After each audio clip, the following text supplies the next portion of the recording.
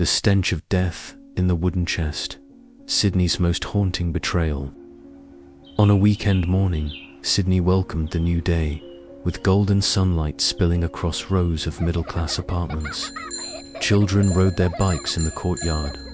Neighbors greeted each other from balconies, a peaceful scene fit for a day of rest.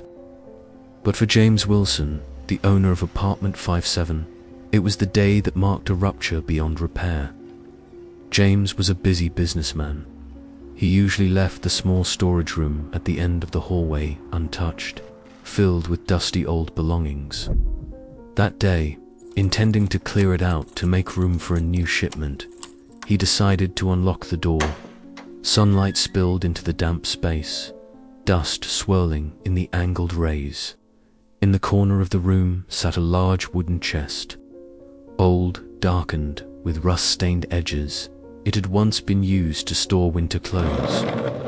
James bent down to pull it out, but as soon as the lid sprang open, a foul stench burst forth, so strong it made him gag.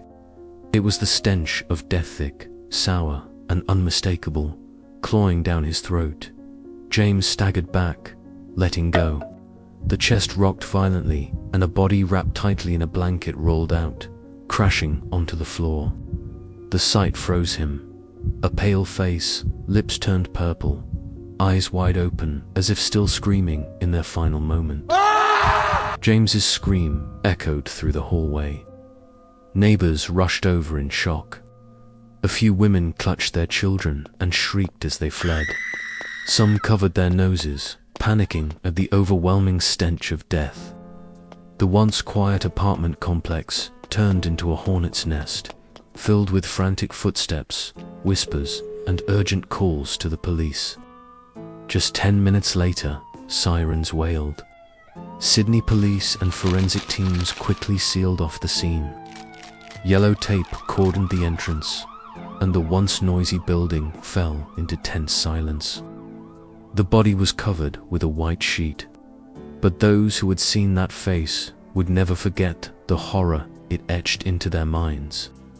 The victim's identity was quickly confirmed: Daniel Miller, 35, an IT engineer, and James Wilson's best friend since college.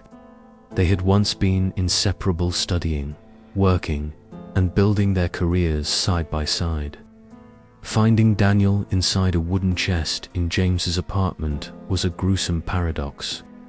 Just a few hours later, Sydney's newspapers headlined, "Friendship ends in a wooden chest," a case that shakes the Sydney apartment complex. Residents were baffled. How could a best friend end up dead inside his friend's own apartment? Who had placed the body there, and why was James the closest companion left to make such a horrific discovery? Those questions gnawed not only at the police but also at the entire city's collective mind. Sydney's seemingly peaceful morning had turned into the beginning of a horrifying case. The wooden chest once meant to store memories had become a coffin, burying a friendship thought to be unbreakable.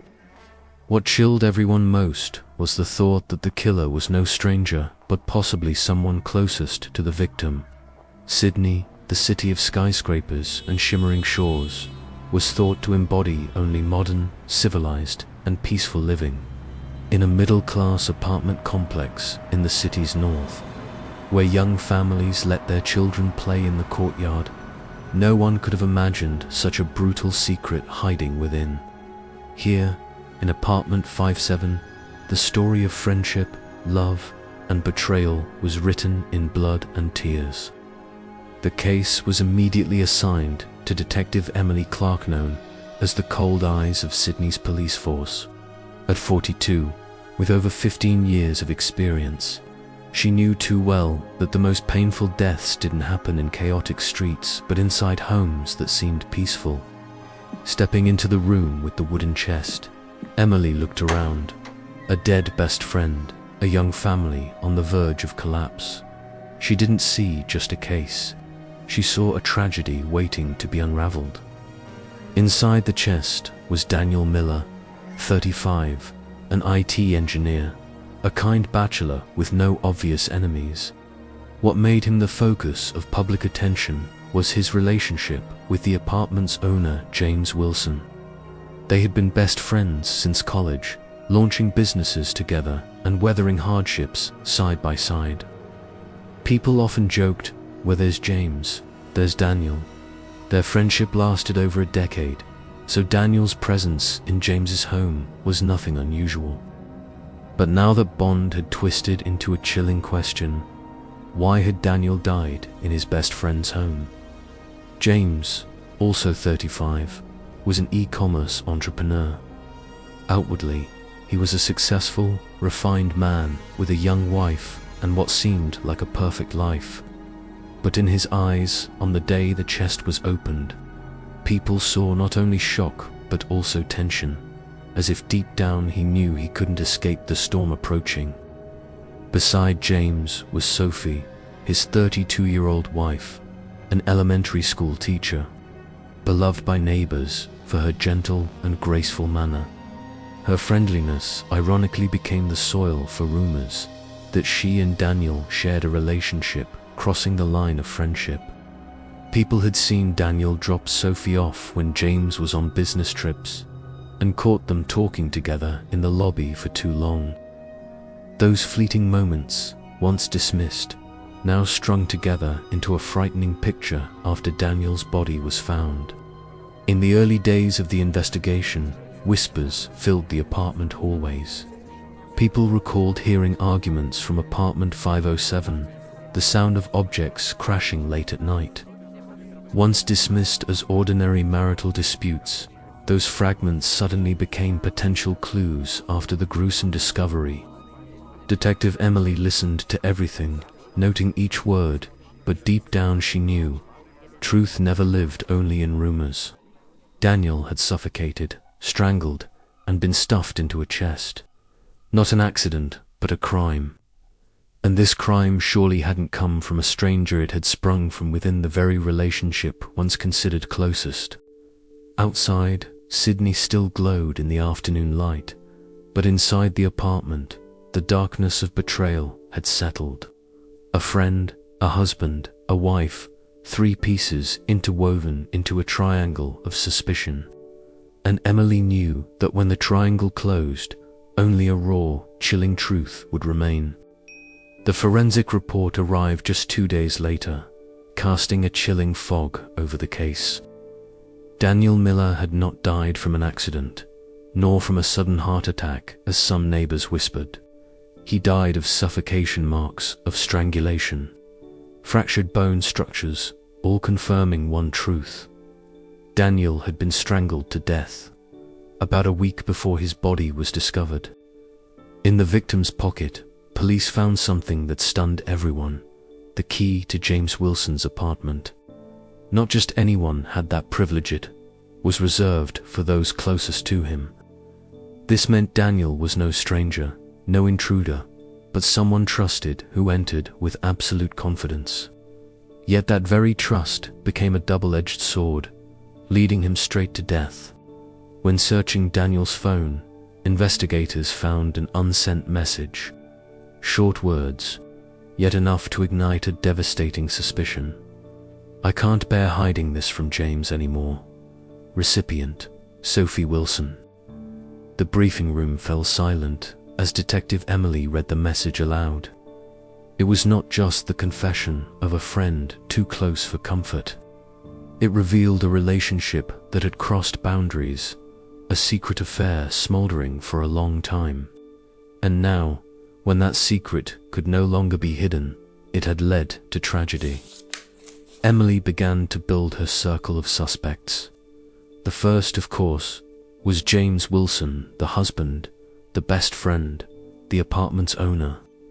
If James discovered betrayal between his wife and his closest friend, could rage be strong enough to turn him into a killer? A week, the time Daniel's body had been hidden in the chest, was enough for James to plan, cover up, and wait. Yet his tense eyes and tightly clasped hands during questioning suggested he couldn't hide the truth much longer. The next suspect, equally complicated, was Sophie Wilson. She was not only the recipient of the message, but the central figure in this love triangle. If Sophie truly had an affair with Daniel, her motive might stem from fear. Fear of James finding out. Fear of her family collapsing. Fear of losing everything she had. A gentle, kind woman, yet when cornered, could she transform into a cold-blooded killer? And Daniel, though a victim, was also the one who chose a dangerous path. By stepping into his best friend's marriage, he put himself at odds with both friendship and family. The message to Sophie was the final drop. He no longer wanted to hide. But truth is often so cruel that no one is ready to accept it. Detective Emily viewed the three people in the case as pieces of a dangerous puzzle. Each had motives, each had secrets to protect. She knew that to expose the truth, she couldn't rely on feelings or guesses. There had to be evidence. And sometimes, evidence came from the least expected places. A hallway camera, a sound through thin walls, or a seemingly trivial statement from a neighbor. Public opinion in Sydney was boiling over. Headlines screamed, best friend, devoted wife, or jealous husband. Who killed Daniel Miller? Cafes along King Street buzzed with chatter. Some suspected James, others blamed Sophie, and some swore both had conspired. The entire city seemed pulled into a chess game where every move revolved around three names: James, Sophie, and Daniel. Emily sat before the case file, tapping her pen on the desk. She felt the truth beginning to surface. And then, as in every complex case, a detail from the security camera suddenly emerged, shifting the entire direction of the investigation. When the tech team extracted all the footage from the fifth-floor hallway cameras, the truth unfolded like a tape rewinding. The screen clearly showed Daniel Miller on the Saturday night he vanished. He wore a light-colored shirt, carrying a small bag, walking straight toward apartment 507. His face flashed a faint smile, as if he were going to meet someone familiar without the slightest suspicion. The door opened, Daniel vanished inside. And then, the footage rolled on. 1 hour, 2, 3. The hallway lights stayed steady, but Daniel never emerged. That detail cut through the investigation room like a blade. Daniel had entered the Wilson apartment and never came out again. Detective Emily played the footage for James Wilson. He swallowed hard, his face stiffening. You said Daniel only came for dinner and left right after, but the footage shows he never left your apartment. How do you explain that, James? James hesitated, his eyes darting. I must have remembered wrong. I had some drinks that night, wasn't clear-headed. Maybe Daniel left while I dozed off. Emily cut him off, her voice sharp as a blade. If Daniel left, then how do you explain his body being found in your storage room? James was speechless. Sweat trickled down his temple, his hands clenched until they turned pale. The man, once calm in business, now looked like someone lost. Every word he tried to speak heavy as stones sinking into a river. Meanwhile, neighbor testimony pushed James deeper into suspicion. A couple living across the hall recalled, on the night Daniel vanished, they heard furious arguing from apartment 57. A man shouting, objects crashing, then a long, unnatural silence. The husband remembered clearly. We thought it was just a marital fight, so we didn't intervene. Who could have known? That detail, combined with the footage, sharpened the picture. Daniel had been inside the apartment. A violent fight had broken out, and afterward he'd disappeared forever. Sophie Wilson, the wife, was also summoned for questioning. Sitting before the police, her face pale, her eyes swollen as if from many sleepless nights. Emily asked bluntly, "Did you have a romantic relationship with Daniel?"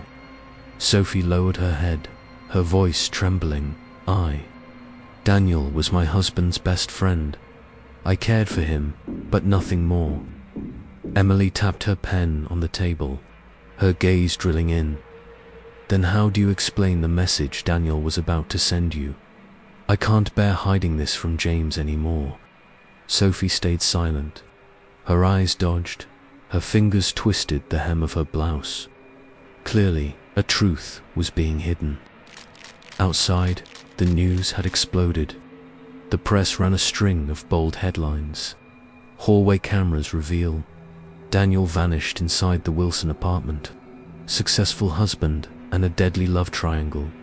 The entire complex was rattled. People began to eye James with suspicion, while Sophie became the center of whispers. Was she hiding an affair? In the interview room, Emily sat quietly, flipping through the file. All she saw, a friendship of over 10 years, a marriage that seemed stable, and a corpse in a wooden chest. Those three pieces twisted into a vicious circle, and at the center, a truth seemed to be emerging, a truth strong enough to strangle every excuse. Emily knew the first twist had arrived. From here, the circle of suspicion would tighten until the culprit had nowhere left to run. In the days that followed, the case became a chessboard revealing its final moves. Detective Emily and her team patiently combed through every detail. And then, tiny pieces began to appear, linking together into an undeniable picture. First came the finances. The bank confirmed that over the past 6 months, Daniel Miller had repeatedly transferred money to Sophie Wilson. The amounts weren't small tens of thousands of dollars. Labeled New Beginning, those words cut into James like a knife. No longer rumor, no longer hallway whispers, but living proof of an affair. Daniel hadn't come to Sophie with feelings alone, but with a concrete plan. Leave James, leave all ties, and start over with Sophie. Cross-checking phone records, the police found something chilling. James had known about it beforehand. In the message logs were harsh warnings sent to Daniel. Stay away from my wife, or you'll pay for it. Read in today's light, those warnings were nothing short of an omen for Daniel's horrific death. Meanwhile, forensics continued analyzing the blood found on the storage room floor. DNA results confirmed it was Daniel's blood. No doubt remained. The body had been dragged through there before being stuffed into the wooden chest. The sloppy cleanup once thought to conceal had become the clearest trace of guilt. Emily summoned James once more. His face was grim, his eyes sunken from many sleepless nights. When the DNA result photo was laid before him, James fell silent. For a few seconds, the entire room seemed to stop breathing. Then he uttered a line, half an excuse, half a confession. I just wanted to protect my family. But what family remained whole when the truth about Sophie was also coming to light? Under pressure, Sophie was forced to reveal more. She admitted to her affair with Daniel, but firmly insisted, I never laid a hand on him. I was just afraid. Afraid James would find out. Her voice broke, tears falling onto the interrogation table. And the neighbors, who had once witnessed but stayed silent, could no longer keep quiet. A middle-aged woman living downstairs testified that on the night Daniel disappeared, she heard loud noises, shouting, then a deadly silence. I thought it was just a marital quarrel. Who knew it was the moment a friend lost his life, she said, voice trembling. The entire city of Sydney was now engulfed in debate. In the press, on social media, everyone had their own opinion. Some sympathized with James, the man betrayed by both his wife and his best friend. Others were outraged. Betrayal could never excuse murder. As for Sophie, her image as the dutiful wife collapsed, replaced by a woman the public branded with cruel words. In her office, Emily closed the thick file. Each piece of evidence was like a needle, stabbing directly at James. Finances, threatening texts, blood traces, shouting, all pointed toward him. Yet in Sophie's eyes, she still saw something. A veil not yet lifted. The woman seemed to know more than she was saying. And Emily's seasoned instincts told her the truth didn't end here. There was still one last turn, a tragic twist, waiting to surface. The interrogation room was so silent one could hear the second-hand ticking. Sophie Wilson sat across, her thin hands clasped tightly, eyes red and swollen. Beside her lay the thick file Detective Emily Clark had set on the table.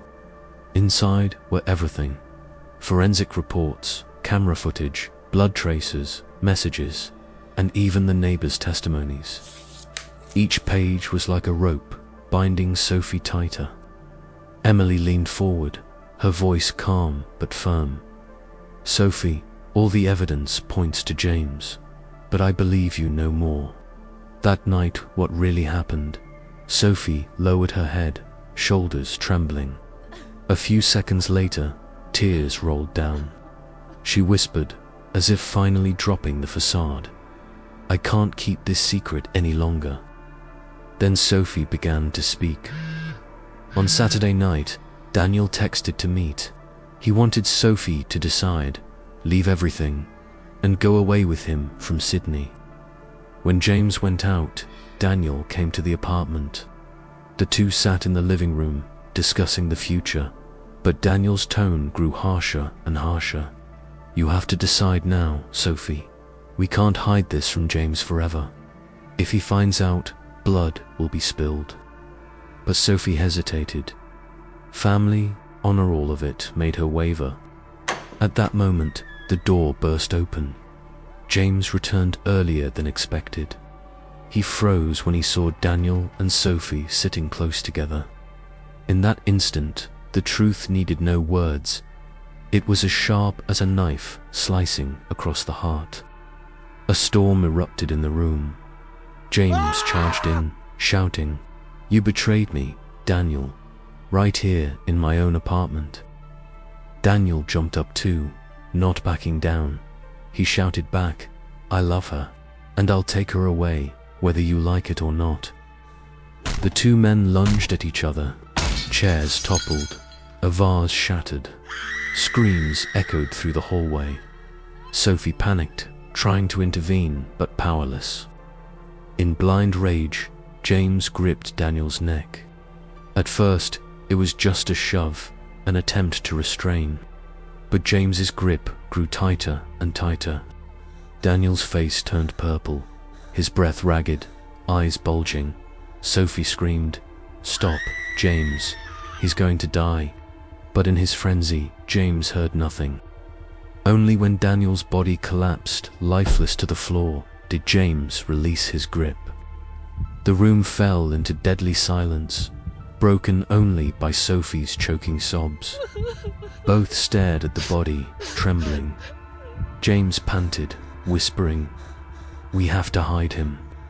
No one can ever know." In utter terror, Sophie didn't resist.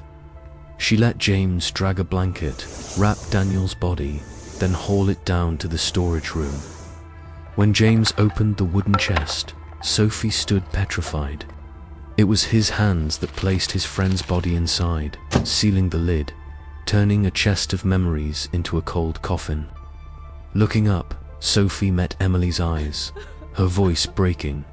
"I didn't kill Daniel, but I stayed silent. I let James do everything. I am an accomplice." The room went silent. Emily closed the file and sighed. She had seen many murderers before, but never a friendship and a marriage so tightly entwined in such a bloody tragedy. Outside, the press roared again. Headlines blazed across front pages. Husband kills best friend in jealous rage. Wife, an accomplice in cover-up. Public opinion was deeply divided. Some pitied James the man, betrayed by both his wife and his best friend. Others pitied Daniel, the victim of both love and friendship. and some were angry with Sophie, the woman who chose silence instead of escape, letting a life rot away in a chest. The tragic twist was clear. Daniel, the best friend, became the victim.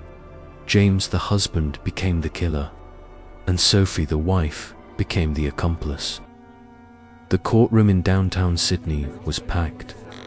The old wooden benches creaked as reporters, neighbors, and curious citizens crowded in to wait.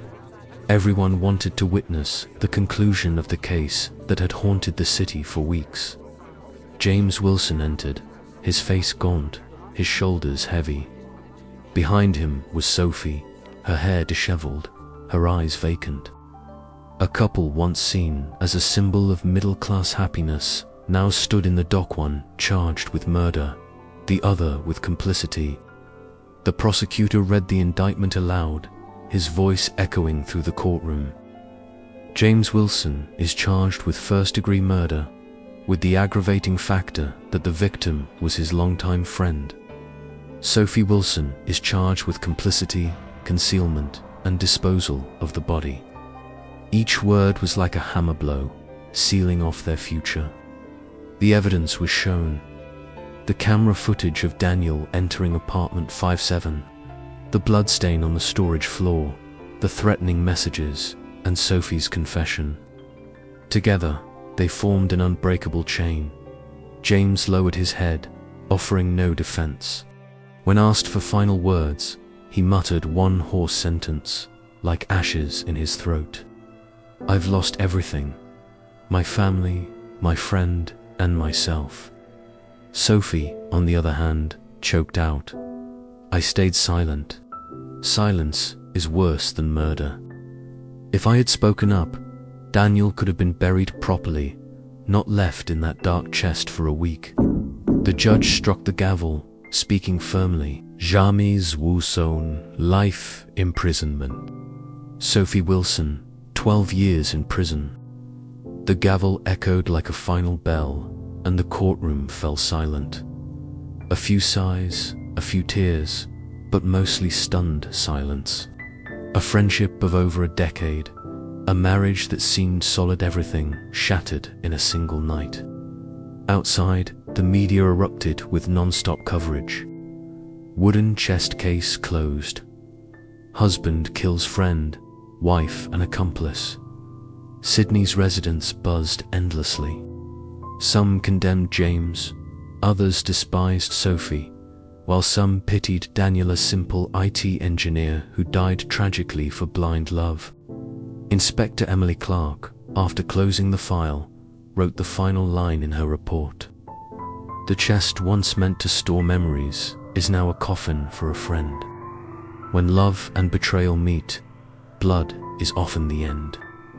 This case reminds us that the most dangerous killer is not always a stranger, but the one who has sat beside us for years.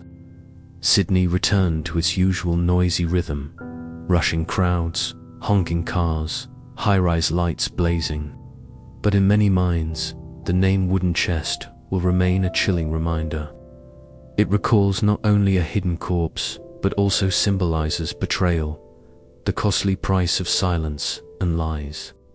And the question left behind, was it worth it, when an affair and a moment of rage turned lifelong friendship into a cold wooden plank, and a family into ruins?